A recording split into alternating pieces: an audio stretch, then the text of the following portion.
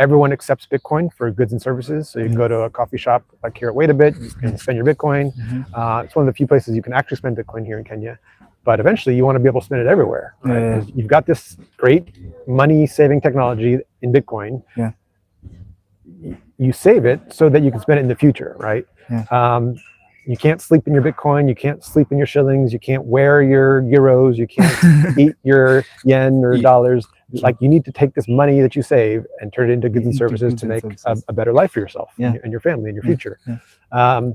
So yeah, eventually I believe every business, every employee will want to be paid in Bitcoin.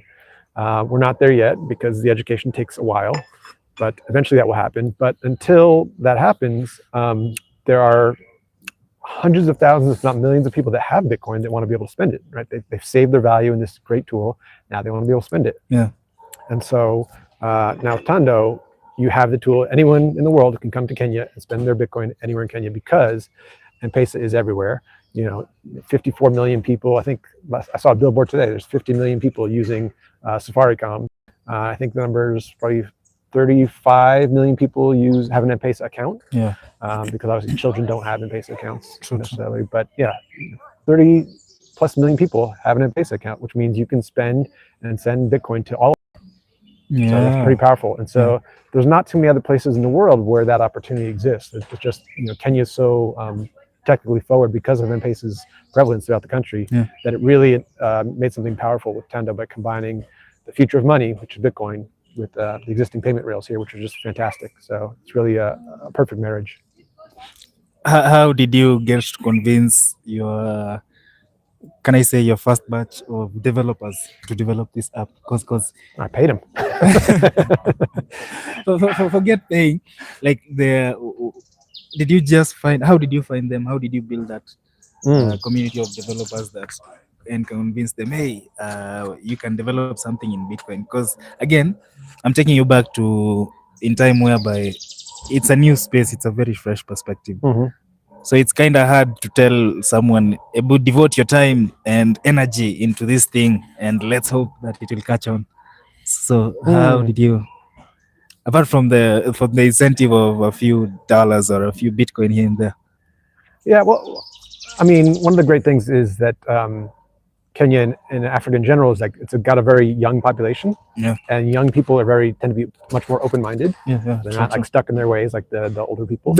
and developers are always looking for the cool new thing to build on. And so it's like the perfect melting pot of young people and curious people and people willing to try new things.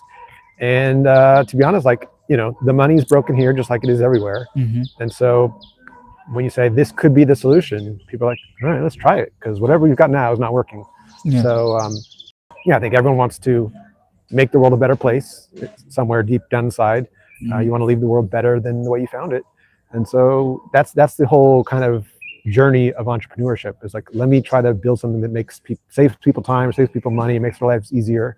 And so you're just trying to build a product that people want to use. And so and I think also, like, a lot of developers, they might see dollar signs in their eyes. They're like, oh, if this startup takes off, it could be a multi-trillion-dollar company, and I could have shares in this thing. There's that possibility that you can build the next great platform, whether Facebook kind of thing, or TikTok, or whatever, or some Tesla or SpaceX. Like, who doesn't want to be a part of building something cool for the future? So I think developers are always open-minded to that opportunity. So you actually, can I say, you actually connected with people who actually wanted to be in the space? Yeah, both Bitcoiners and just in general developers. I think developers, technology is an incredible tool, and especially now these days with AI vibe coding, like, anyone can build anything you can think of. It might not be perfect out of the box, but at least you can get the proof of concept out there and have people test it and give you feedback and just go from there, because it's just all about iterating. You've talked of something very profound, the testing part. With building something, there's the trial run. Take me through the process of you testing your first. Yeah, so after Sabina kind of incepted the idea into our heads of like, okay, can we spend Bitcoin just as easily as M-Pesa? Then it was just a